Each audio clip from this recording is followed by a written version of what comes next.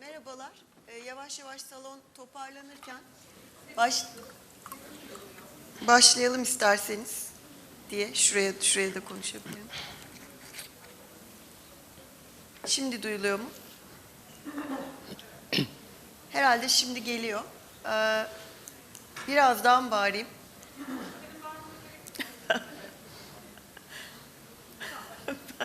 Ben bağıra. Merhabalar, hoş geldiniz. Açılış konuşmasından sonra bugünkü ilk oturumla Yapısal Ayrımcılık ve Irkçılıkla Mücadelede Ulusal Kurumların ve Sivil Toplum Örgütleri ile Akademinin Rolü oturumumuzun başlığı. Ben çok uzatmadan bir giriş yapmak istiyorum, çok kısa. Sabahki oturumun da üzerine belki böyle bir girişle yapısal ırkçılık ve ayrımcılık üzerine tartışmaya başlayalım diye düşündüm. Yapısal ırkçılık, bu anlamdaki eşitsizlik ve buradan doğan ayrımcılık aslında 19. yüzyıldan beri neredeyse bütün toplumların en temel sorunlarından biri olarak karşımızda. Devletin de hem zor aygıtlarıyla hem de gündelik hayatı düzenleyen pek çok mekanizmasıyla biz bu yapısal ırkçılığı ve ayrımcılığı yeniden üreterek devam ettirdiğini biliyoruz. Ama bu sadece devlete yükleyebileceğimiz bir nasıl diyelim bir suç, bir bahane değil. Aynı zamanda devletin ana aktör olduğu bu alanda biz toplumsal hayatta da her birimizin yeniden ırkçılığı ve ayrımcılığı üreten bir dili kullanabildiğini veya bir mekanizmanın parçası olabildiğini veya bunu üreten mekanizmalara destek olduğunu biliyoruz. Hep beraber biz yapısal alanda ırkçılığı ve ayrımcılığı özellikle eğitimde, sağlıkta, barınmada yani aslında insan olmanın gerektirdiği en temel ihtiyaçların essential services görebiliyoruz. Görebiliyoruz. Dolayısıyla sadece devletlerin değil her birimizin sorumlu olduğu bir alan. Yapısal ırkçılıkla mücadele de ama yine çok boyutlu bir şekilde gitmesi gereken bir mücadele. Bunu da sabahki oturumda aslında konuşuldu ulusal eşitlik kurumları üzerinden. Sadece devletin veya kurumların yetmeyeceği, bunun aslında başka aktörlerle bu mücadelenin beslenmesi gerektiğini konuştuk. Burada tabii ki başka aktörler dediğimizde sivil toplum örgütleri ve akademi öne çıkan iki aktör. Bir taraftan pratik alanda hayatı kurarken özellikle sivil toplum örgütünün son derece önemli bir role sahip olduğunu görüyoruz bu örgütlerin. Ama bir taraftan da kuramsal anlamda hem de pratik alanda gelişmeye katkı sağlayan akademinin de yine mücadelede aktif rol alabileceğini biliyoruz.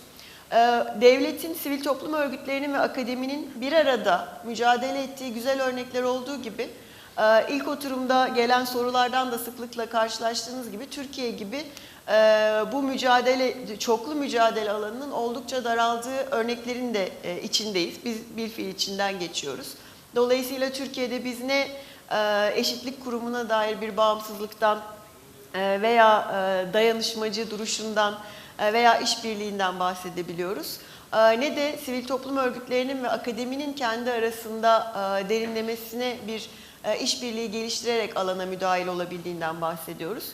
Ama iyi örnekler de var. Biz bugün hem görece daha iyi örneklere hem de Türkiye'deki duruma bakmaya çalışacağız. Fakat ilk konuğumuz Magdalena Maier, Avrupa Eşitlik Kurumları ağından bir saattir bizi beklediği için izninizle ben diğer konuklarımıza geçmeden önce Magdalena'ya sözü vereceğim. O sunumunu yapacak, soru cevap için vakti yok. O yüzden önce onu dinleyelim, ondan sonra da diğer muhabbetimize başlayalım. Magdalena söz sende. Hoş geldin. Okay. I can hear me twice. One second. Can you hear me? Yes, we hear you. Okay, perfect. I will try to share my screen.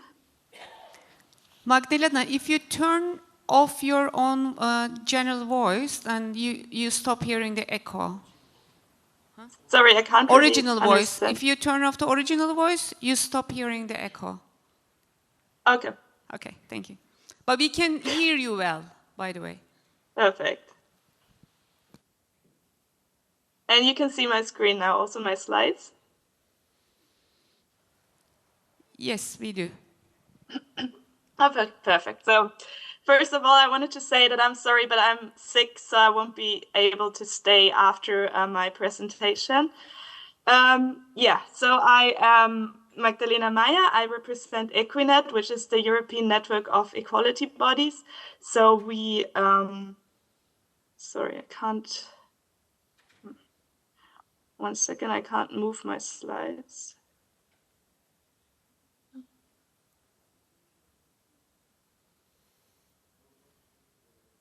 Yeah, now. So EQUINET is a network of national equality bodies in Europe. We have in total 47 national equality bodies from all EU member states, but also from several candidate countries. So in total, equality bodies from 38 countries. And our mission is to promote equality in Europe by supporting equality bodies to be independent and effective catalysts for more equal societies. So we do a lot of capacity building for equality bodies and bringing them together. I thought that I would first start off my intervention by quickly presenting and giving you an overview of what equality bodies are and what they can do, because that's very important to understand then better what equality bodies can do to address structural racism and especially racial profiling. So equality bodies are independent institutions, and they are based on EU equal treatment legislation on racial discrimination and gender equality. And they play a crucial role in ensuring that laws and policies are implemented effectively to prevent discrimination and promote equal treatment for all individuals, regardless of their characteristics. And they are established to protect and promote equality and non-discrimination.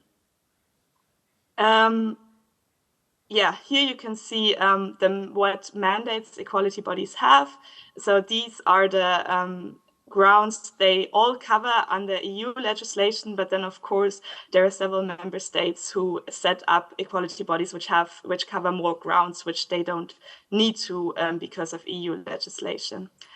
I also wanted to quickly make a distinction between equality bodies and NHRIs, so National Human Rights Institutions, because it is important that while there are bodies that can be equality bodies and NHRIs at the same time, they are not the same thing, and they are based on different legislation, and they have different mandates, and they can have different functions and are active in different areas. So to give you an example, equality bodies, as I already mentioned, are based on EU secondary legislation, and they have this very narrow mandate to promote equality and protect from discrimination, whereas NHRIs are based on the Paris Principles, so international legislation, and they have a broader mandate to cover all human rights and not just equality and non-discrimination. It is also important to distinguish equality bodies from governments. They are not part of the governments, they are independent, and they are also not part of civil society. They are kind of these statutory independent institutions in between governments and civil society. And equality bodies can have several functions in order to promote equality and protect from discrimination. So as you can see here, they can take complaints from anyone who experiences discrimination. They can provide free legal assistance to anyone, so that means bringing cases to court, but also deciding about cases in their own administrative procedures. They can collect data on equality, conduct research, they can make recommendations to policymakers and legislators, raise awareness and communicate about equality and non-discrimination. And finally, they can engage and collaborate with a lot of different stakeholders to help them put in place good equality plans and practices. Very quickly, I think that you had a session about the new EU directives on standards for equality bodies this morning, so I won't go into any detail here, just it is important to keep in mind when I will be talking now about racial profiling and addressing structural racism, that there are two new directives which give equality bodies more powers and more independence and more resources, hopefully, and that might, of course, also have an influence on how equality bodies can work in the area of structural racism. Yeah, so this is what I will be talking about now. So equality bodies can be seen to have a particular potential to intervene and address structural and systemic forms of racism, because many of their competences direct their attention to the institutional level. So many of their functions kind of make them very prone and very good to address structural issues of non-discrimination, and not only the more visible forms of discrimination. And in particular, I will be focusing on addressing racial profiling, because we've recently published a blog post about equality bodies addressing racial profiling, and especially their role in shifting the burden of proof on our website. So if anyone is interested in that, feel free to learn more about that in the blog post. So I first wanted to give you a brief overview of what racial profiling is. So it is defined in EQUI's General Policy Recommendation number 11 as the use by the police with no objective and reasonable justification of grounds such as race, color, language, religion, nationality, or national or ethnic origin in control, surveillance, or investigation activities. So it is discrimination on the grounds of race or ethnic origin. It also promotes and perpetuates racist incidents, as well as racial prejudice and stereotypes. And it negatively affects the attitudes and well-beings of individuals and communities. It also decreases trust in the police and therefore deters public cooperation with them. It is important that while racial profiling may be caused by individual racist intent of a certain police official, very often it is not that easy to prove that, but very often the racial profiling is more based in structural, subconscious racist bias on an institutional level. And therefore it can be quite hard to prove that an individual police officer acted out of a racist motivation in a case of racial profiling. And that is therefore where equality bodies and their work with regards to structural racism can come in. However, before I will present you what exactly they can do, I wanted to also stress that equality bodies' mandate in this regard is limited. So under the EU directives which establish equality bodies, they don't have a mandate on law enforcement activities. And in some countries, the state nevertheless gave them the mandate, but in other countries, they don't officially have this mandate, and they have to find more creative, subtle ways of working on this issue. So now I will give you a brief overview of what equality bodies can do. So first, they can engage in research. And research is, of course, very important because it serves to uncover and enable a better understanding of institutional racism.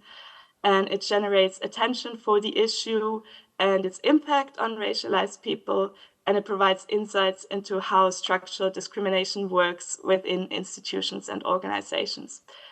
Equality bodies have a specific knowledge on discrimination, and they also have access to information which is not always available to the public. And therefore, they can be very useful in engaging in research on this issue. Furthermore, equality bodies engaging in research, that also helps them then to use this research to raise awareness on this issue, to support their litigation on this issue, and to suggest practical remedies for change. Nevertheless, it also comes with quite some challenges. So, for example, victims may be hesitant to provide testimony. Law enforcement may also be reluctant or may reject that there is even racial profiling or structural racism. And then there is a big lack of disaggregated and comprehensive data, which makes it hard for equality bodies to engage in research. So as a solution, and I will talk about that more later in detail, equality bodies can collaborate and team up, of course, with civil society organizations to get access to information they have, or also to get access to people affected by racial profiling. But they can also work together with law enforcement so that they have the access to the information law enforcement authorities hold. Furthermore, equality bodies can engage in data collection. I've already mentioned that data is of central importance to achieve visibility for institutional racism. So only if we have disaggregated and comprehensive data, we can show the structural nature of ethnic profiling, which is, of course, as I've already said, vital because it is often very hard to prove this individual racist intent, and therefore having good data on the prevalence of racial profiling in European countries is vital. However, as I've also already mentioned, there is right now this big gap and this big lack of data in many instances, and therefore, of course, it is very important for equality bodies, on the one hand, to engage in data collection themselves, but also to advocate for more data collection and better data collection at the state level, but also by other institutions. Equality bodies can engage in litigation, and there are, of course, several forms of litigation which offer additional expertise on discrimination and adds legitimacy to their arguments. It once again may also provide them access to data and information which they can otherwise not access through official requests or investigations, and it opens up avenues for engagement with law enforcement. And there are several forms of litigation, but two forms which are especially important to address structural racism and structural discrimination are actio popularis, which means litigation in cases without an identifiable victim. And that is, very important because in many racial profiling and structural racism cases, bringing individual cases to the court does not shine a light on the structural and collectively experienced phenomenon of structural discrimination. And you can only see that if there are, you can't see that in individual cases, but only in a more broader structural way. And therefore, it's very important that equality bodies can bring these cases without having to identify a single victim. And that is also important because, as I've already mentioned, often victims are hesitant to come forward and to bring cases to court. And that means that equality bodies can engage proactively without actually having to have victims being available to go to court. The problem is that currently only a few equality bodies have these litigation powers with regards to actio popularis or can support other organizations in bringing them. A second form is strategic litigation, and I don't need to go into detail here. So that's a method to select suitable cases to bring to court in order to achieve a specific outcome, and the outcome should go beyond the individual case, but set a precedent for the broader society. And that's also something very useful, of course, to address structural discrimination. Apart from that, equality bodies can also not actively engage in litigation, but still influence cases to a certain extent by bringing third-party interventions in front of courts. So one equality body which is very active in this regard is the French equality body, the Defender of Rights, which has brought several third-party interventions in cases of racial profiling in front of national, but also the European Court of Human Rights. So, for example, they have submitted an amicus curiae in the most recent decision by the European Court of Human Rights on racial profiling in the Maier versus Switzerland case, and also in the pending case of Sadie and others versus France. But many equality bodies also can make their own binding or non-binding decisions. So they can hear complaints by persons who feel discriminated, and then they can decide on cases and make recommendations and orders or even impose sanctions. But of course, when making orders and imposing sanctions, it is important that they have a broad impact and sufficient scope to be able to address the structural underlying dynamics of structural racism. And that is something that many equality bodies are currently lacking. So also something which would need to be addressed. Then it is important that a systemic response to institutional racism, which is a systemic problem, requires replacing the organizational systems and cultures that generate disadvantage for racialized people. And therefore, it is very important that equality bodies also engage with law enforcement. And they do this in a variety of ways, some more collaborative, but also more adversarial ways. And one very common form is by the provision of trainings for law enforcement officials, where they incorporate specific guidance on racial profiling. One problem with regards to the trainings is, however, that there is no evidence that the provision of these trainings actually changes the behavior of law enforcement authorities or the institutional practices which drive ethnic profiling.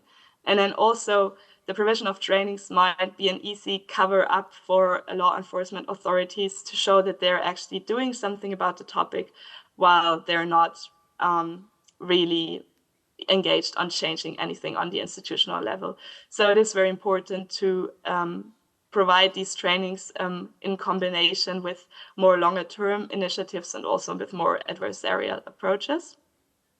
Apart from providing trainings, and I've already mentioned this, equality bodies can also implement research projects together with law enforcement officials, because that provides them with access to information and data they can otherwise not have, and also provides them with like a good relationship with law enforcement, which then can, of course, serve as a further step in advocacy work and awareness raising work.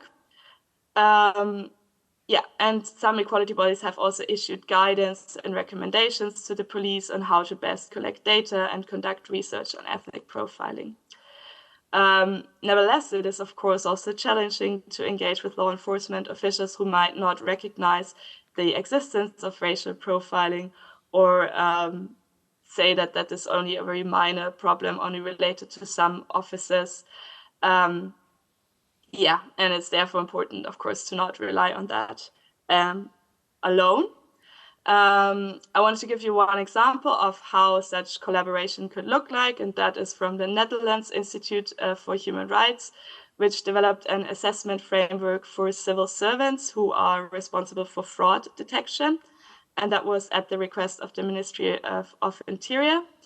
And this assessment framework seeks to inform good practice in preventing ethnic profiling in fraud investigation and ensure awareness on how such ethnic profiling can happen. Equality bodies can engage in awareness raising, which is, of course, very important because, as I've already said, victims may be reluctant to step forward because of fear of reprisals, because of trauma, or also because they've just become used to the practice and don't see it as a human rights violation anymore, which results in an underreporting of racial profiling. Furthermore, there is, of course, this lack of data, which I've already mentioned. And that means that in the public, we don't always see the extent to which there is actually this problem of racial profiling and structural racism. And for this reason, it is very important that equality bodies raise awareness of this issue and communicate about this issue and promote specific systems that ensure equality and prevent or eliminate institutional racism within organizations. They can also issue public statements on this issue to acknowledge this problem and that this exists, which is especially important if law enforcement is ignoring the problem or rejecting that it exists. And finally, equality bodies can and should engage with other stakeholders, especially civil society organizations and people who are affected by racial profiling, which on the one hand provides them with more legitimacy working on this issue, and on the other hand also strengthens their outreach potential and amplifies their power and voice. But of course, we also know that collaboration with civil society is often difficult because of a lack of resources, and also in many countries because of a limited political space which civil society has. So that was my quick overview into how equality bodies can address structural racism and racial profiling. Thanks for your attention. And Sorry. Çok teşekkür ediyoruz Magdalena'ya. Soru almıyoruz diye konuşmuştuk oturuma devam etmek için. Thank you very much for your contribution.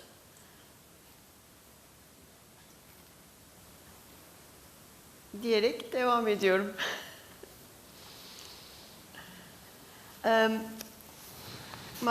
Magdalena aslında ilk açılış oturumunda dinlediğimiz eşitlik kurumlarının ırkçılıkla mücadelede, yapısal ırkçılıkla mücadeledeki yöntemlerinden bize bahsetti. Bunun her yerde aynı olmadığını da gördük. İster istemez Türkiye'den olunca kafamızı hep kendimizle karşılaştırınca burada hiç olmadığı üzerinden de gidiyoruz. Şimdi farklı örneklere bakacağız. Türkiye'den bir örneğe de bakacağız. Önce ben misafirlerimizden, katılımcılarımızdan hem kendilerini tanıtmalarını isteyeceğim. Hem de bir 10 dakika aslında yapısal ayrımcılık ve ırkçılıkla mücadelede neler yaptıklarından, kendi kurumları üzerinden bahsetmelerini rica edeceğim.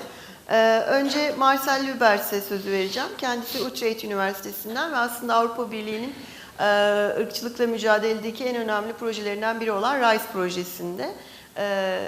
O yüzden önce sözü kendisine bırakıyorum. Hem biraz kendisinden bahsederse çalışmalarından hem de biraz da projeden çok seviniriz. Thank you very much. It's really a pleasure to be here and to be able to speak about this, I think, a very interesting project that we've started just a year ago, where we also collaborate between different countries, between academia and NGOs and human rights organizations. Also with ESHIT, so Maier here in Turkey. And I think it's really important to address these topics that have been so well introduced already by Magdalena just before me. Where we in particular zoom in to aspects of discrimination at quite different levels. So both on the individual level, on the institutional level, and also on the structural level. And in a way, Magdalena already very well summarized what also the aims are of our research in this larger project. And that is, on the one hand, with better data, with large-scale data, to get a better understanding of all different forms of intersectional inequalities, because I think that currently we see that showing the persistence of inequalities linked to certain intersections in our populations prove the existence of these forms of structural discrimination. And on the other hand, the role of increasing and raising awareness of, in particular, structural discrimination. And I had to think of this also like, and given what has been said already like yesterday and already this morning, so about my own research that started, I think that's a bit more than 25 years ago, on discrimination, racism, xenophobia, and in particular on right-wing extremism in Europe. And I've always tried to understand what makes that people come to positions that are more xenophobic, racist, and in the end translates into behavior that is against what we actually want to try action for, to improve the situation, to improve equality, to increase solidarity, and to make sure that discrimination is lowered. And that it seems so hard to do this. And for me, a very relevant question that is recurring and I think is also important to address in general is why it seems so attractive in a way for people to also not in a way support issues of equality. So what makes it in people that they are attracted in the end to go to a more, well, racist position, or why they go to a support for extremist movements? And I've heard quite some answers, of course, here as well. The role, I think, of institutions, the role of politics in particular, that might be, taking the perspective. Oh, there's my mic going. Sorry. See where I can. You still hear me? Okay, good. Whether this the role of political actors of extremist movements or extreme movements that actually take position against certain groups, that plays a major role, I think, in this whole dynamic of why people not always follow up, perhaps on this anti-discrimination positions. And with that, I think, so, tying it also to what was mentioned yesterday, the importance of prevention. So the importance of prevention seems to me crucial in get a better understanding of the whole phenomenon of why we see in so many countries, in so many places, a movement away actually from what we aim within my research in academia, but many people here in this room working for societal organizations, NGOs and human rights organizations. And in there, for me, a recurring question is when we, as also in research, but also in these equality bodies or as human rights organizations, we of course make a plea for to protect the positions of people who are discriminated against, and we work for people in marginalized positions. I think that unites us as a major goal. But for me as a researcher, taking a bit of step back in my research, I also see a strong response. So when people in a way do not actually join that action or actually go against this, so then a question comes: okay, what can we do actually to also change in a way? So that's for me the intervention part, which was mentioned yesterday. So what can we do that people are more willing to support the actions that we actually support, and not only do something on the outcome? So when discrimination is there, to act upon that. But what is it? And for me that's kind of a crucial question. What makes it? What is the interest for people to be actually racist, or to be discriminatory, or to do vote for the radical right? Because for me, the answer is too easy to say it's only a political leader who mobilizes people, and that's the whole answer for why certain people go in that direction. So I do think that there are kind of interests, that's what we do see that in research, that people think are threatened by focusing in particular on people that are discriminated against and take action for them. So many people ask, what is in there for me? So the majority, who actually say opposes kind of actions that we think are at the center of our work and are the core of protecting human rights, other people respond with that, so what is in there for me? And this is, I think, what we often see in the research that I'm now conducting for 25 years, is people who move more and more to the extreme right, who will say, well, perhaps there is a kind of majority who is not the target of discrimination. So how can we make aware of them, so what the impact of discrimination is, one, but at the same time, what we do perhaps also for them. And this is a very difficult question, because we can say, well, they are not marginalized, or they are not in an unjust position, so actually why should we do something for them? But I do think it's crucial for our narratives and our stories to continue to connect to that part of society, in able to also to oppose the position and the direction that they take. And then to come back to the research that we do, because that's actually what we do, and so what kind of impact we try to make. Well, first of all, I'm not only a researcher, but also a teacher. And I teach to hundreds of students. And I hope that those students will be your colleagues for the future, and that they will be the ones who will take the positions in academia and NGOs and in civil societies in our respective countries, but also at an European level. So that's one. And then second is that we, so based on the advice, for example, not from the equality bodies, but also from European Network Against Racism, is to get a very much better detailed overview of these intersectional inequalities, the data that we collect. So we're conducting that. And then at the same time, we're conducting also research in now currently in 6 different European countries, also in Turkey, is to what extent people are willing, that's the first step, willing to acknowledge the existence of inequalities. So do people think that there are inequalities? I think that's the first step. If people do not think there are inequalities, also it's very difficult to speak to them. And then the other one is, okay, in case that there are inequalities, to what extent people are willing to attribute that to different forms of discrimination. And I think this was a great presentation yesterday from Nejat, I hope I pronounced it correctly, on the survey here in Turkey on all kinds of aspects of discrimination. And for us as well, we want to show to what extent people also make use of the logic of structural discrimination, which is in itself a very difficult concept, I mean, to communicate to and about in society, next to individual level and institutional level discrimination, and how people respond to that, and with that our aim to increase awareness. And at the same time, I think it's important for me as a researcher to be aware of every time that we talk about these issues, this also creates a response, a reaction.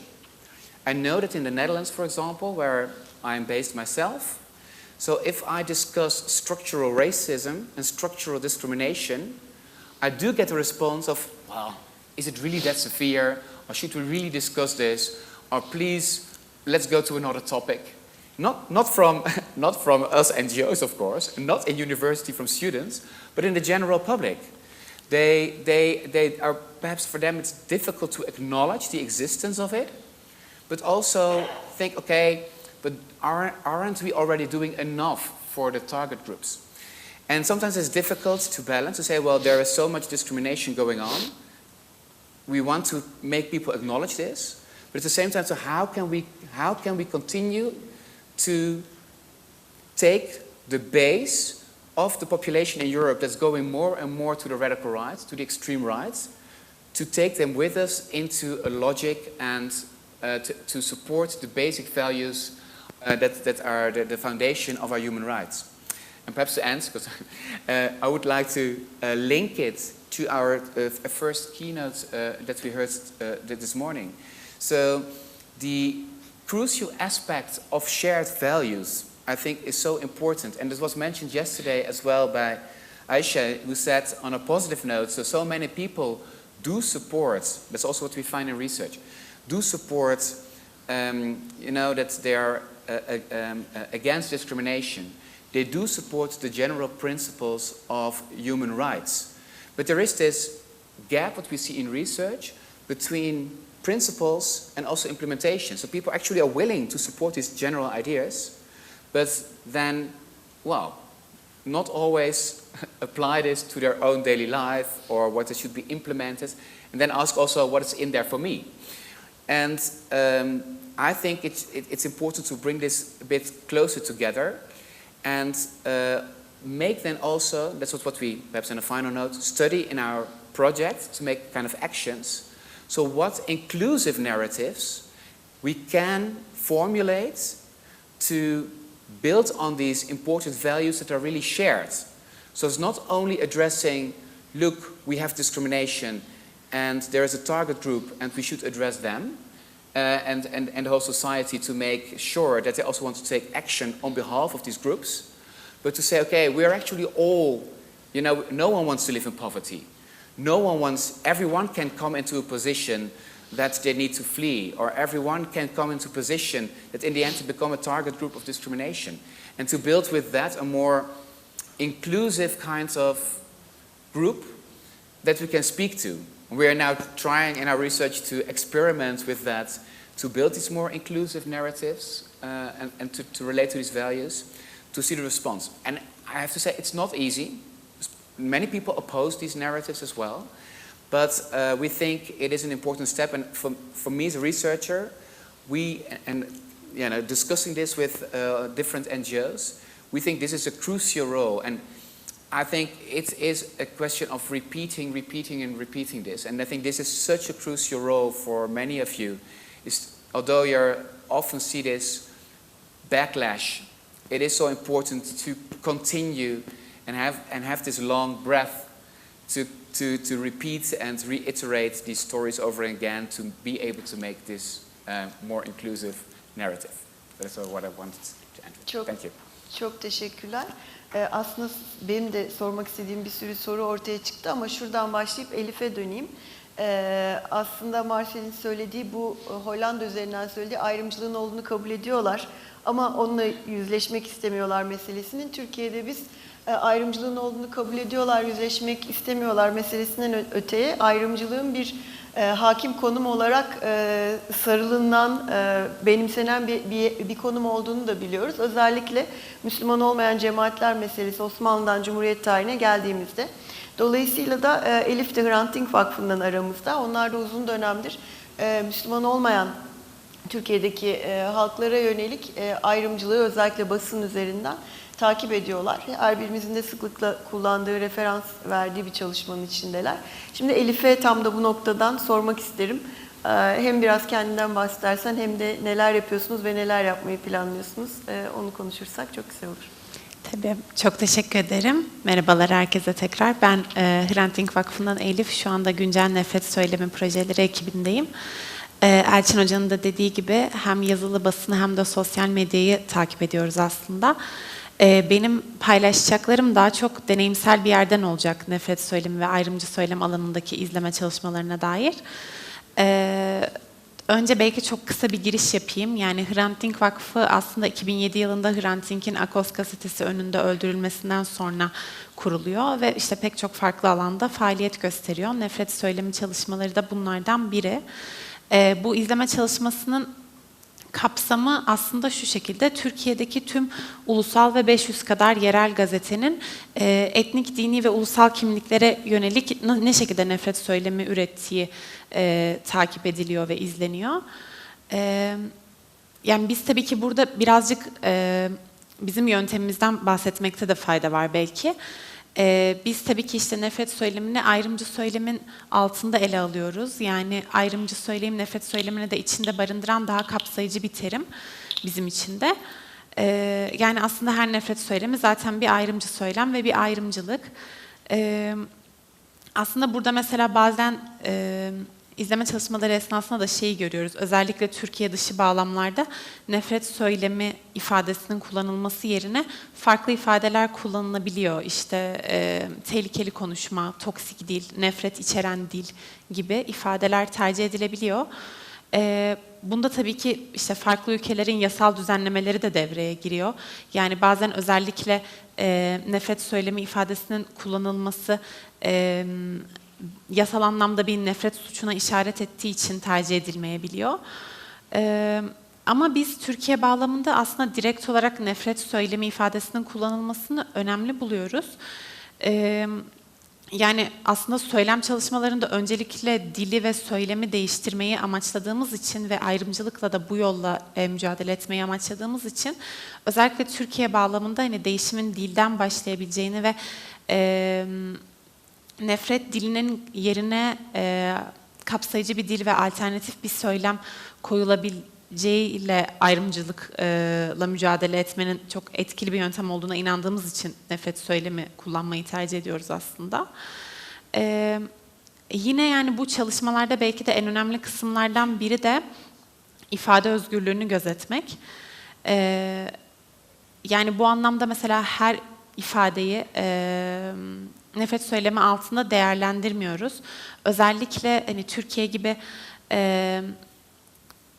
daha yani otokratik ve baskıcı rejimlerde bunun daha önemli olduğunu düşünüyorum. Bu yüzden hani nefret söylemi çalışmalarının ve ayrımcı söylem çalışmalarının da belirli sınırlılıkları olmak durumunda bu anlamda ve hani her daim ifade özgürlüğünü gözetmek önceliklendirilmek zorunda aslında.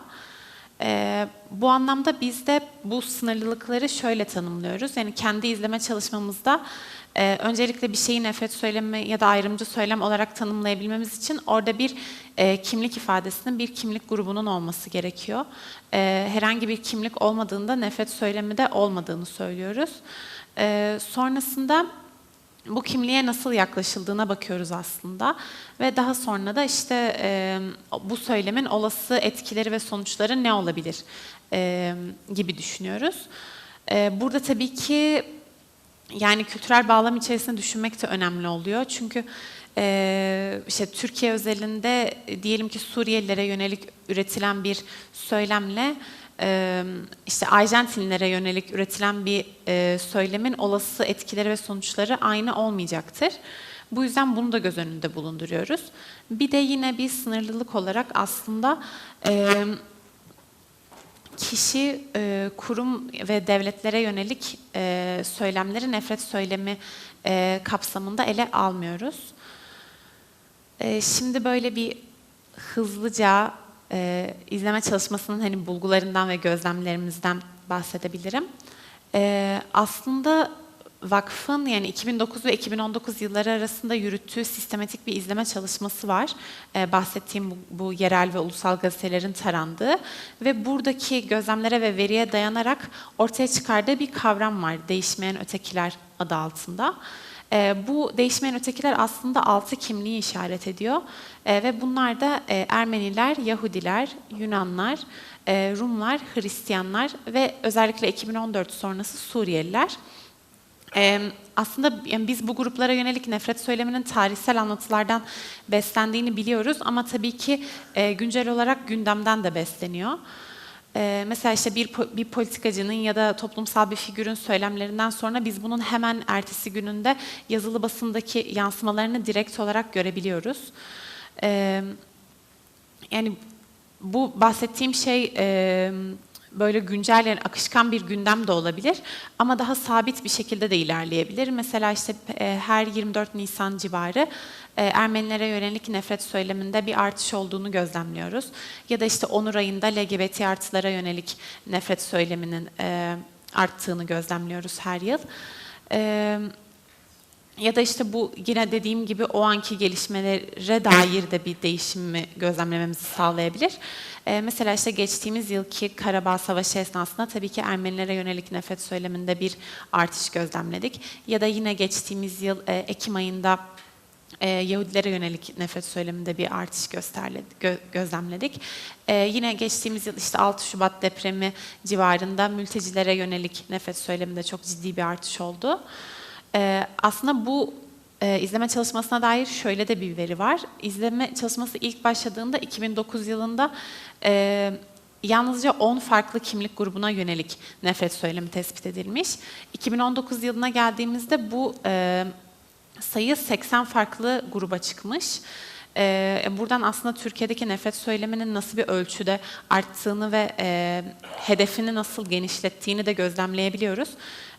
Şu anda elimizde buna dair böyle net bir rakamsal veri olmasa da hani şu an 2024 yılında da mesela bunun 80'den daha fazla olduğunu gözlemlediğimizi söyleyebilirim kesinlikle.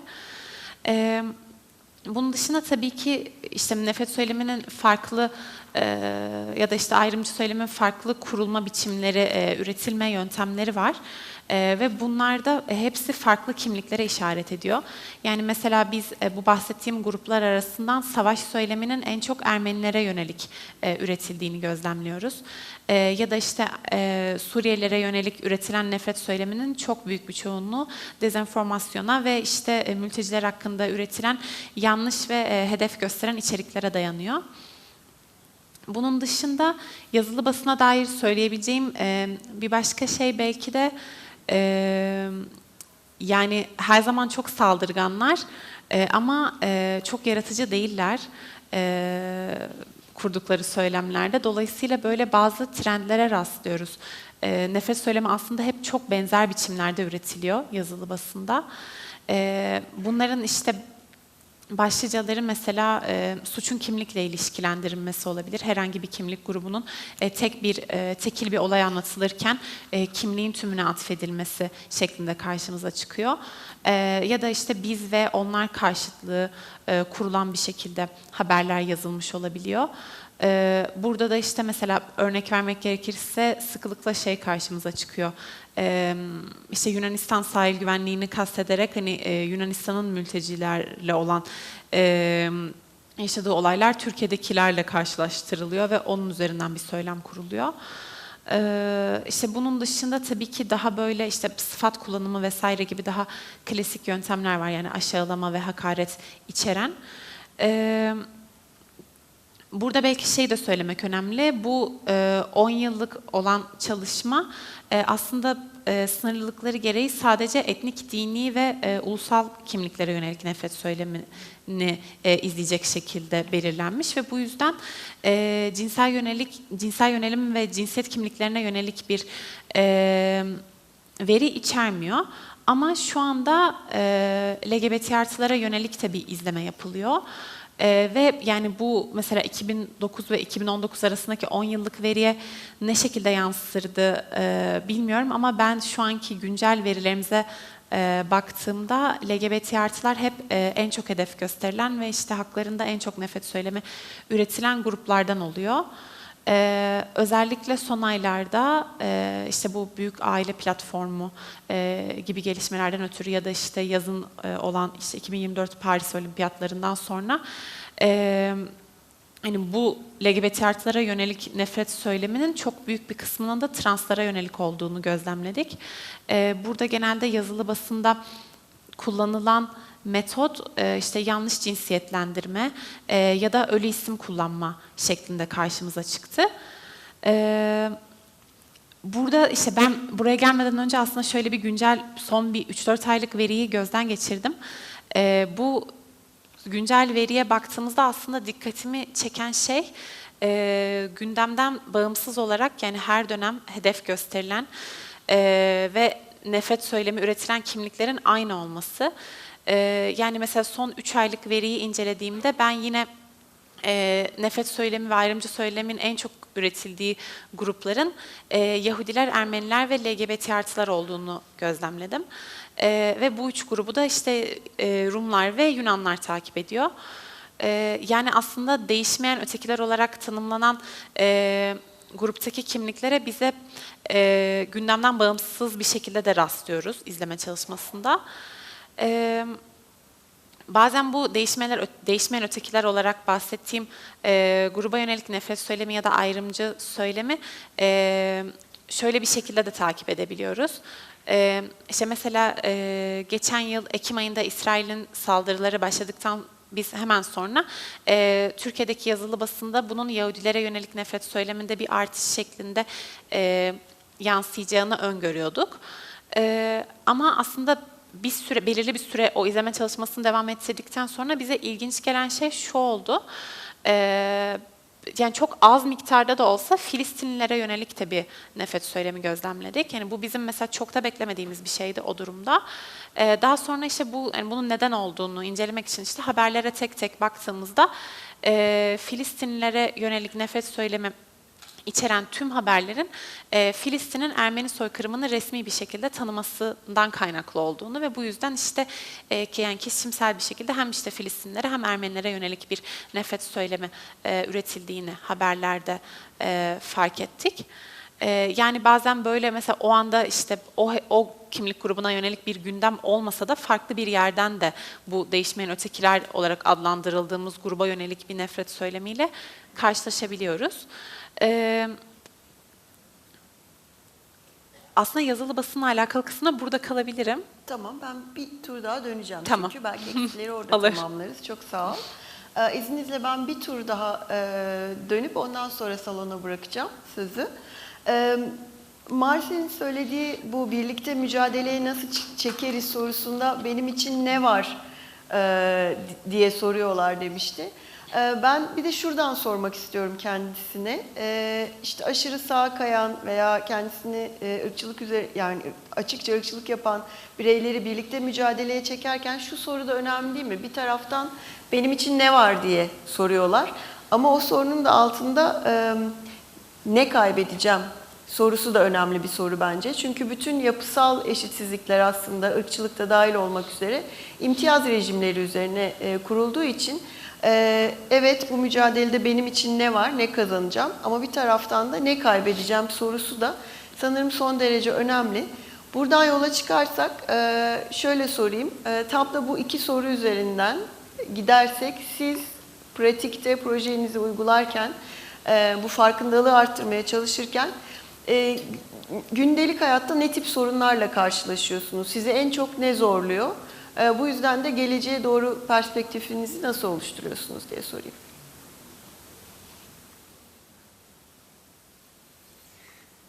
Yes, thank you. Very interesting question and issue about what can I gain and what will I lose. I think that's a very important one. And in this project is what we often see is that we often in the both in the research but perhaps also in the rhetoric. Whether it is about privilege versus marginalization, what we do see in our daily life when talking about people we interview, but also in more general with larger data, is that people who are assigned the position of privilege do not actually always recognize themselves to be privileged. And of course we make a distinction between, based on different identities, and where we have like targets of discrimination, and we say the offenders, where we say, okay, the targets are often marginalized groups in society who are discriminated against, whereas the offenders is often the privileged position, because this is actually, it stems partly from inequality, particularly when people want not to lose something. But if people themselves, who we seen or are talked to, or addressed also in the rhetoric by hate speech, think, okay, well, but I am not in this position of privilege. So I do not consider myself to be privileged. And there we see in particular this strong response about, you know, the narrative of the rhetoric. I'll say, okay, we need to address in particular the discrimination of specific targets based on certain identities. And I think there is a kind of friction between which we of course see based on inequality research. There is a privileged groups in society, and there are discriminated groups or marginalized groups. But the largest groups in society which are often considered to be the privileged, by far not everyone sees themselves in position of privilege. And there we think, and also doing our research, what we encounter is very strong opposition then about this narrative of equality. And I think the idea is that with, in particular, for example, addressing aspects of structural racism, they think, well, we are put in a position of privilege. We have to give up some of that privilege, but not everyone has profited from that privilege. And I think if you bring in that line of reasoning, for example, the role of social class or socioeconomic status, it becomes even more evident, because we see often that in the group that is positioned or framed to be privileged, has a lower socioeconomic status or a lower socioeconomic position, they often consider themselves not to be in this privileged position, and then oppose kind of plea for increasing or better or more equality, in particular for certain target groups that are discriminated against. And we see that in this research project as well, that they are the ones who oppose that the strongest. I'm not sure whether this is a complete answer to your question, but we do in the research, but this is what we see in this, related to losing and gaining in particular. Çok teşekkürler. Peki projenin ileriki aşamaları için bir planınız var mı veya nereye doğru gidiyor görüyorsunuz süreci? Çünkü Avrupa'da aşırı sağın yükseldiği bir dönemde siz de zaten zorluklarından bahsettiniz.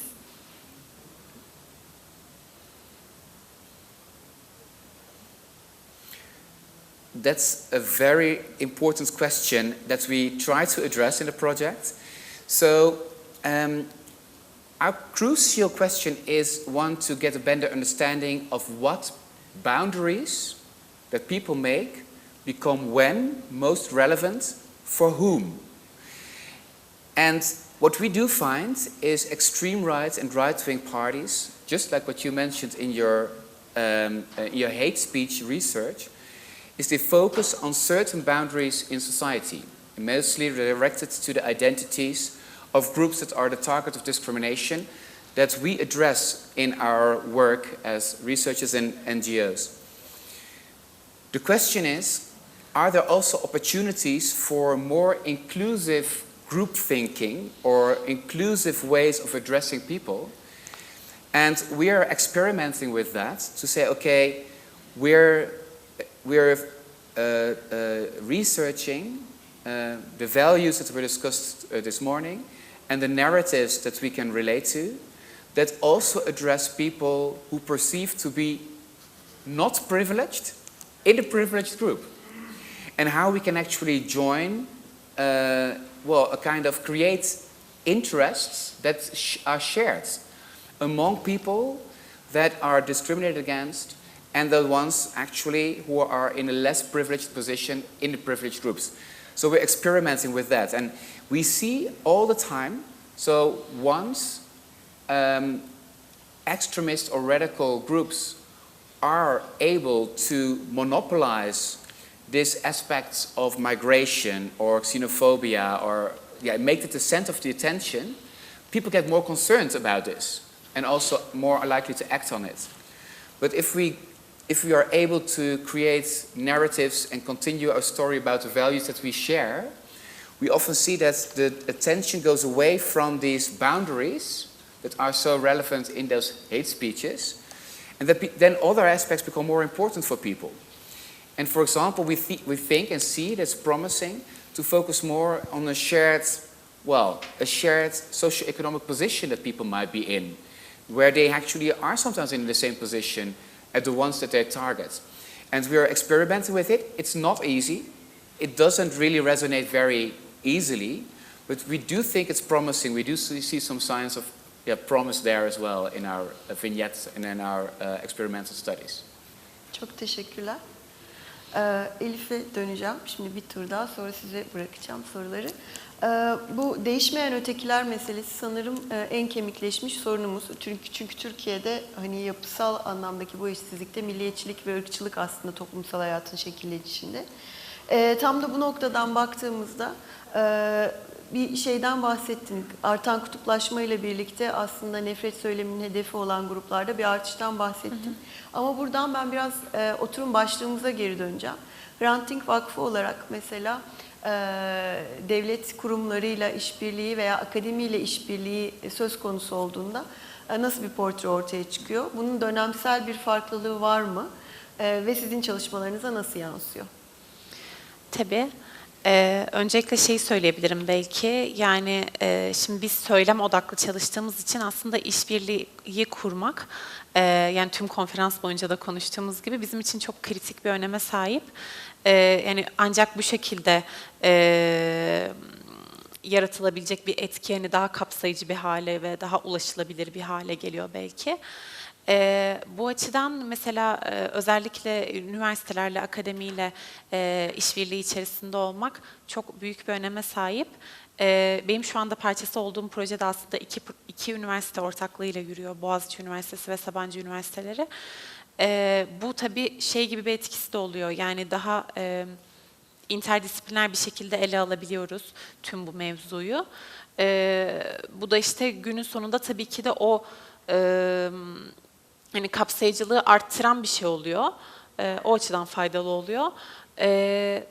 Çok fazla bir devlet kurumuyla işbirliği içerisinde olduğumuzu söyleyemeyeceğim. Ama belediyelerle işbirlikleri yürütüyoruz. Bunlar genellikle işte bu hak temelli eğitim programları odağında ilerleyen şeyler oluyor. Bu şekilde yanıtlayabilirim sanırım. Peki eksik bıraktığım bir yer varsa diye de sana bir son söz hakkı vereyim. Demin çünkü yazılı basından belki biraz daha bahsedeyim demiştim.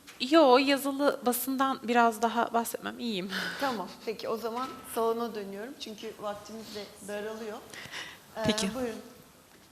Şuradan başlayayım. Tamam, herkese merhabalar. Şenay Keçeci, Pir Sultan Abdal Kültür Derneği Antalya Şube adına buradayım. Alevi bir kadınım, Alevi aktivistim diye tamamlayayım. 2 gündür nefret söylemi, ayrımcılık, eşitlik konuşuyoruz. Ve herhalde biraz Alevi kurumlarından bizden de kaynaklı ama hiçbir yerinde Alevilere karşı uygulanan nefret suçundan, nefret söyleminden, ayrımcılıktan bahsetmedik. Burada değişmeyen ötekiler diye sevgili Elif bir şey söyledi. Ve ben sadece şunu merak ettim, değişmeyen ötekilerde neden Aleviler yok? Yüzyıllardır bu coğrafyada hem Osmanlı'da hem de Cumhuriyet döneminde çok ciddi bir şekilde zaman zaman katliamlara maruz kalan, nefret söylemi, nefret suçu ne kadar mahkemelere taşınmasa da ya da kayıt altına alamasak da Alevi örgütleri adına da söyleyeyim burada, bir veri bankamız olmasa da buradaki STK'ların ya da insan hakları aktivistlerinin Alevilere karşı işlenen nefret suçundan, söyleminden haberleri olduğunu düşünüyorum. Şöyle birkaç da örnek vermek istiyorum. Gezi olaylarında Uğur Kurt diye bir canımızı kaybettik. Ok Meydanı Cemevi'nde gaz bombası atıldı ve orada tesadüfen olan bir canımızdı. Bir yakını Hakk'a yürüdü. Cemevi'nde cenaze erkanı sırasında cemevine gaz bombası atılıyor ve orada kaybettik.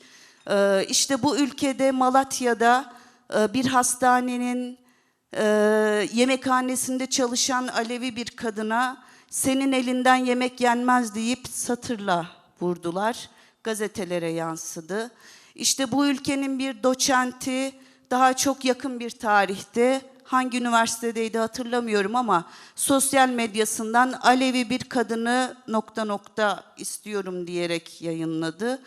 3-4 gün önce Garip'te Cemevinde dergahında İstanbul'da bir vatandaş bu kadar caminin olduğu bir ülkede namaz kılacak, abdest alacak bir yer bulamayıp dergaha giriyor ve kendisine namaz kılacak, sesim geliyor mu?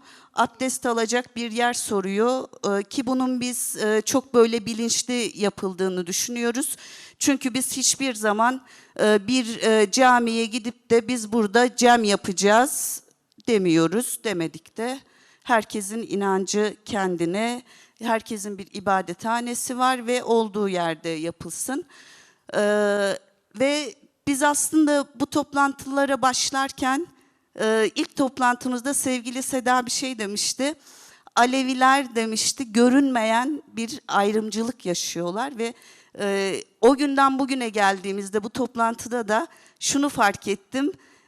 Evet, gerçekten görünmeyen ve zaten bu sistem üzerinde ya da bu hükümetle Hollanda'dan gelen hocanın da söylediği gibi siyasetin rolüyle, siyasetin dincileşmesi, gericileşmesiyle birlikte hem asimilasyona maruz kalan hem de devletin en yetkilileri en üst tarafından bile nefret söylemine maruz kalan bir inancın kendini ifade edememiş olması, bugün beni kendi adıma bir öz eleştiri veriyorum ama insan hakları çalışan ya da ayrımcılık çalışan, nefret söylemi çalışan diğer STK'lara da bir eleştiri olarak şey yapıyorum. Evet, biz bir yerde eksik kalmışız, kendimizi ifade edememişiz ama sizler de bir yerde eksik kalmışsınız. Alevileri gerçekten yok saymışsınız ki işte çarpı işareti, kırmızı çarpı dediğinde burada kaç tane insan hakları aktivistinin kafasında bir şey oluşuyor? Ben mesela çok merak ediyorum. Ama bu ülkede yaşayan her Alevinin direkt kafasında Maraş ve her an katledileceğimiz aklımıza gelir. 2 Temmuz Sivas katliamı dendiğinde siz ne düşünüyorsunuz ama bizim orada semah dönen gençlerimiz yakıldı. Ve biz oraya her yıl gidiyoruz. Daha bu yıl Madıman otelin önünde oradaki bir iş yeri sahibiyle birbirimize girdik. Ve adam bize güldüğü için yine geldi, çok özür diliyorum. Yine geldi ... diyerek sesli şey yaptı. Bize bakıp güldü ve otelin önünde kavga ettik. Bu bile basına yansımadı. Ha, burada yine diyorum. Alevi kurumlarının, Alevi gazetecilerin, Alevi aktivistlerin Evet, bizlerin de eksikleri var ama diğer taraftan bu ülkede insan hakları çalışan STK'ların, kurumları da eksikleri var. Umuyorum bundan sonra daha böyle birbirimize anlayıp, birbirimize destek olup, kurumlar arası işbirliğini daha da böyle geliştirecek çalışmalar yaparız. Aleviler olarak söyleyecek çok şey var ama ben diğer arkadaşlara da söz vermek istiyorum. Ayrıca bu çalışmada yer aldığımız için gerçekten çok mutlu olduk. Çok teşekkür ederim. Çok şey öğrendik. Bize çok şey kattınız. Ve bundan sonraki çalışmalarımızda rehberlik edeceğiniz için de teşekkür ederiz. Çok teşekkür ederim. Ben ama bir Şenay'a ben de teşekkür etmek istiyorum. Şenay Pir Sultan Abdal Kültür Derneği Antalya Şubesi'nden. Biz birlikte proje yürüttük bu sene. Dolayısıyla 6 örgütten bir tanesiydi birlikte proje yürüttüğümüz.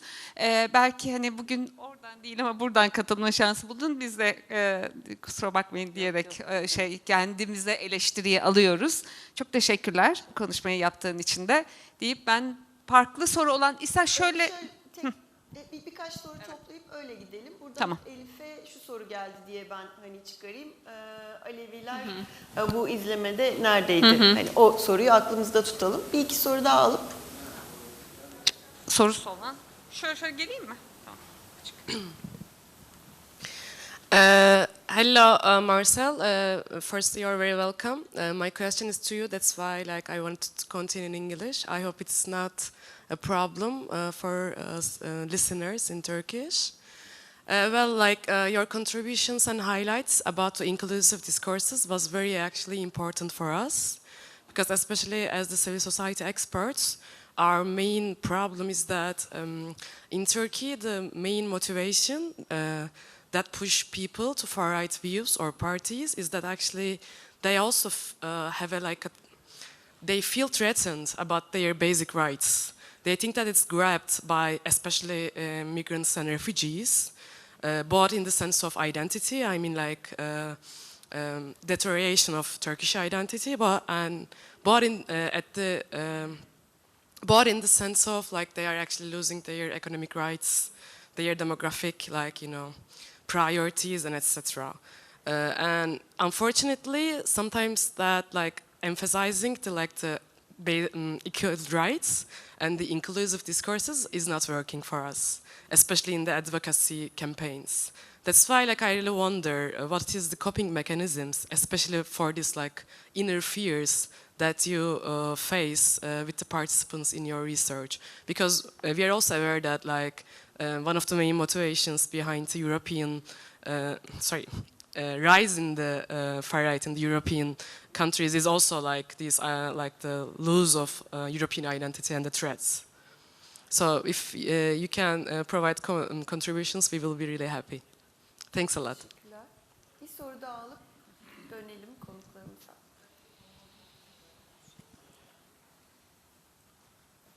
Teşekkürler. İnsan Hakları Derneği Eş Genel Başkanı Hüseyin ben. Ya 2 gündür tabii oturumu izliyoruz. Hani bugünkü oturumda belki konuşma fırsatı buluruz diye ben söz aldım. Hem Pir Sultan Abdal Derneği'nden gelen, Antalya Şubesi'nden gelen arkadaşımıza katılıyorum. Belki Elif arkadaşımızın sunumuna atfen söylendi ama hani o sunumda tabii ki daha çok gayrimüslimlerin basında, yayında yer alan ayrımcılıklara değinmişti. Ben tabii hani Türkiye içerisindeki ötekileri, değişmeyen ötekiler konusunda başka belki bir araştırma yapılıyor diye, özgün bir konu diye düşündüm. Türkiye'nin içerisinde de değişmeyen ötekiler içerisinde başta Kürtler ve Aleviler, Romanlar geldiğini söyleyebiliriz. Tabii buraya Elif arkadaşımız da değindi. Hani onun aktarımına atfen çok fazla katkı yapmak istemiyorum ama bu sayılar değişse bile bunlar Türkiye'de çok fazla değişmeyen 3 tane öteki grup. Bunlara son dönemlerde Suriyeliler eklendi. Başka gruplar da eklenebiliyor. Dolayısıyla hem eşitlik kurumlarının Magdalena'nın aktardığı pozisyonda oynaması gereken rol bu ayrımcılığın, ırkçılığın, kurumsal ırkçılığın önlenmesindeki rolleri Türkiye'de ne yazık ki olmadığını söyleyebiliriz. Hollanda'dan gelen arkadaşımızın Marcel'in araştırmalarının aslında Türkiye'de çok fazla bir anlam hani atfetmediğini ben söyleyebilirim. Çünkü bu bilimsel akademik bir araştırma ama Türkiye'nin resmi doğruları var. Resmi doğrularda nedir? İşte Türkiye, Türk unsurdan oluşan ulusal, milli bir devlet, milli bir insan hakları, onun dışında olan herkesin aslında Türklüğe biat etmesi gerekti. Yani Türklük ve İslamcılık. Şimdi böyle bir söylem üst politikada kurgulanınca bütün kurumlarda aslında eşitlik kurumu da buna dahil, kamu kurumlarının tamamı buna dahil.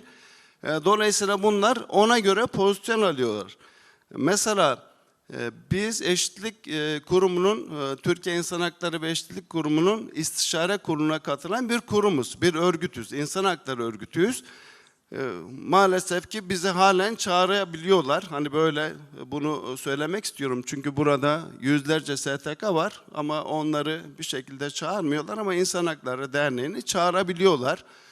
Biz de oraya her gittiğimizde Türkiye'deki ırkçılığı, ayrımcılığı, nefret söylemini, ötekileştirmeyi aktarmaya çalışıyoruz ama bizim sesimiz orada tek bir ses olarak, bir eleştiri olarak kayıtlara giriyor belki ama gündemin genel gidişatı devlet kurumlarının nasıl işlediği, işte ne kadar insan haklarına dayalı eğitimler yaptıkları, ne kadar işte güzel işler yaptıklarına dair söylemler. Yani bu işbirliğinin olmadığını söyleyebilirim. Türkiye'deki Eşitlik Kurumu'nun da zaten atama yoluyla, dün de hani konuştuk, atama yoluyla gelen ve devletin genel politikasını belirlediği söylemlerin dışına çıkmadığını söyleyebiliriz. O nedenle bu katkıları yapmak istedim. Hani çok da uzatabiliriz ama Türkiye'de işte Marcel'in söylediği gibi hani bu ırkçılığı, ayrımcılığın işte farkında olunması konusunda da İnsan Hakları Derneği 38 yıldır başka STK'lar gibi bir katkıda bulunuyor. Çünkü 40 yıldır bu ülkede bir savaş var ve biz ısrarla şunu söylüyoruz. Diyoruz ki ya savaş ekonomiyi azaltır.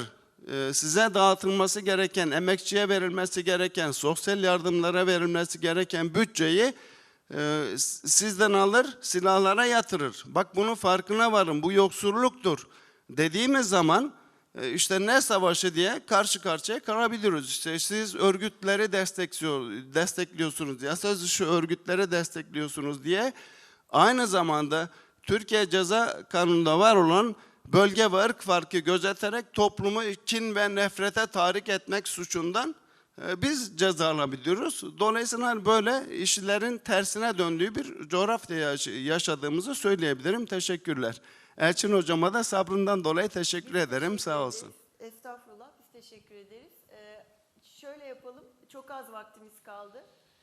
Katkılar için çok teşekkürler. Ama doğrudan sorusu olan bir soru daha varsa, kısa bir soru varsa onu da alayım ve konuklarla birlikte bitirelim. O zaman... Merhaba. Hem çok minicik bir katkı hem de soru aslında ikisi beraber. İnsan Hakları Hareketi hem Türkiye'de hem Avrupa'da bence mesela işçi hareketinden tamamen neredeyse kopuk vaziyette. Mesela burada sendikalardan kimse de yok. Halbuki onlar bu ayrımcılığın, ırkçılığın, şunun bunun çok ciddi muhataplarından birisi. Ben şunu sormak istiyorum. Mesela İnsan Hakları Hareketi çok beyaz bir harekete mi dönüştü? İşçi sınıfından tamamen koparak, siyasallaşmaktan da koparak, kendi içine kapalı vesaire bir beyaz Avrupalı, beyaz Türk bir konuma mı geldik? Şu anda işte Türkiye'nin çeşitli yerlerinde işçi hareketi sokakta yürüyor, çatışıyor, gözaltına alınıyor. Kaburgaları kırılmış bugün gözaltına alırken bazı işçi temsilcilerinin vesaire. Çok sert talepleri var, çok ciddi talepleri var. Ama mesela bizim gündemimizde hak hareketi olarak, özellikle Türkiye için söylüyorum, böyle bir birlikteliğimiz yok maalesef. İşçi hareketiyle insan hakları hareketi bir türlü gelmiyor. Mesela Hollanda'daki durum nedir? Bir de minnacık bir şey, ne gayrimüslim lafını seviyorum, ne Müslüman olmayan lafını seviyorum. İkisi de ayrımcılık bence. Hristiyan demek gerekiyor ya da. Yani olmayan bir kimlikle kendimizi tanımlamak öbür kimliğe bir hiyerarşik üstünlük veriyormuş gibi oluyor. Ya mesela o zaman LGBT demeyelim, heteroseksüel olmayanlar demek gibi bir şey oluyor bence. Bilmiyorum bu evet, çok haklısın. şeylere Sadece, de dikkat etmek lazım. Ama Hristiyan olmayanlar da var. O yüzden öyle bir evet, şey işte var. belki başka bir şey bulmak lazım. Ama Ama benim asıl derdim bu işçi hareketi, sınıf hareketi, emek hareketiyle hak hareketinin maalesef yollarının özellikle son dönemde giderek ayrışması. Çok teşekkür ediyoruz. O zaman konuklarımıza dönüyorum ben. Vaktimiz son derece azaldı. Elif, hızla senden başlayayım. Tabii ki. Marcel'e geçelim istersen. Tabii ki. Katkılar ve sorular için çok teşekkürler öncelikle. Bence çok önemli noktalara değinildi kesinlikle. Belki şunu söyleyerek başlayabilirim. Benim burada bahsettiğim her şey tabii ki işte yazılı basın üzerine olan bir çalışmayı yansıtıyordu ve işte orada Türkiye'deki gazetelere nasıl bir nefret söylemi yansıyorsa biz de onu izleyip onu raporluyoruz aslında. Bunun dışında işte şu anda devam etmekte olan hani daha sosyal medya üzerine bir proje, nefret söylemi projesi var. Orada mesela hedef gruplar çok daha çeşitli çünkü hani takdir edersiniz ki sosyal medyada herkes her şeyi paylaşıyor ve dolayısıyla biz oradan veri elde ettiğimizde elimize geçen veri de tüm bu Türkiye'deki daha hedef grup dağılımını çok daha bizim gözlemlediğimiz haliyle gösteriyor. Dolayısıyla mesela Aleviler ve Kürtler özelinde biz bu soruyu hep alıyoruz. Özellikle yazılı basın verilerini paylaştığımızda. Bunun tabii ki de en temel sebeplerinden biri bizim metodolojimizdeki sınırlılıklar. Mesela Kürtlere yönelik neredeyse hiç nefret söylemiyle karşılaşmıyoruz yazılı basında. Bunun temel sebebi de çünkü gruplara dair söylemleri nefret söylemi olarak kabul etmiyoruz. Ve gazetelerde Kürtlere yönelik üretilen söylemlerin hepsi, yani hemen hemen hepsi siyasi partiler üzerinden üretiliyor. Dolayısıyla siyasi partilere yönelik söylemleri de nefret söylemi olarak kabul etmediğimiz için günün sonunda Kürtlerle alakalı böyle bir veri oluyor elimizde ama demek değil, bizim verilerimizin hiçbiri demek değildir ki Türkiye'de Kürtlere yönelik, Alevilere yönelik işte nefret söylemi, ayrımcılık yok. Hem dilde hem pratikte asla bu anlama gelmiyor tabii ki. Bu dediğim gibi sadece yazılı basından elde edilen bir veriyi yansıtıyor aslında. Çok teşekkürler. Marcel, senin hem cevap olarak hem son söylemek istediğin. Very, very brief perhaps, because I think it's very important what you have been addressing, the silencing. So silencing of groups, which we think is a very important aspect of structural forms of discrimination. And I just had a walk with Seda earlier this week, was it this week? Yeah, in Budapest, organized by a Roma organization, where exactly this point was made as well. So the silencing of groups in society, in curricula, the not being visible, their disadvantage and the marginalization is a very important aspect of structural forms of discrimination, but we try to address as well. In the Netherlands, we have, for example, seen this as well with colonial history, how long this has not been discussed in a critical manner. So I think that's a very important one. So thank you so much for bringing this up. And then perhaps finally, there are two important aspects mentioned here. And the one is about collaboration with what other groups joining forces. So we also are quite a bit in discussion with the labor unions in our research project to see how we can unite there as well. And we see that the unions, for example, have a very difficult time, at least in many European countries, with a large base of their members being actually mobilized by the radical right at the same time. So they face a similar issue. So we also see opportunities for joint forces. And as your question, I think, is extremely important and also very difficult.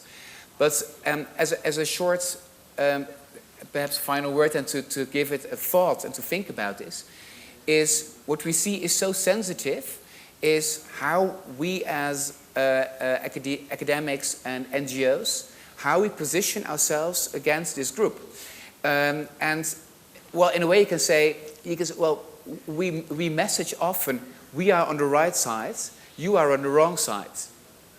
And this is, I think, a very crucial aspect on how to avoid, in a way, this rhetoric at the same time. So if we want to make a case for something, but we also want to take the people who are, in a way, well, perhaps supporting more negative or perhaps even discriminatory positions to change their position.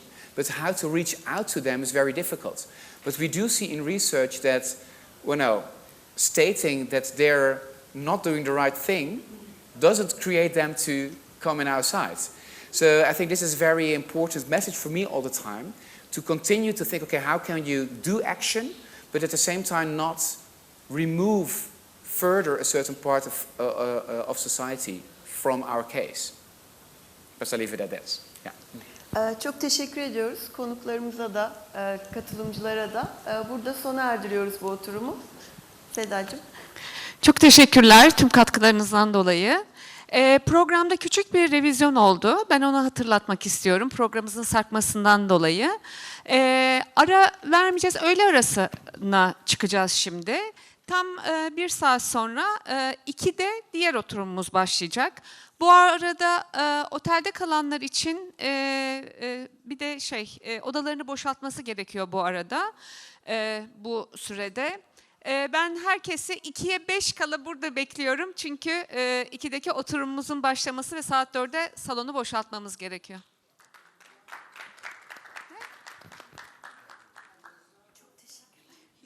Tamam. Bir de katılanlardan bugün için imzalamayan varsa lütfen onları imzalarını atsın. Uçuş kartı verecek olanlar da lütfen kayıt masasındaki arkadaşa teslim etsin. 1 saatte bir de yemek yiyeceksiniz. Her şey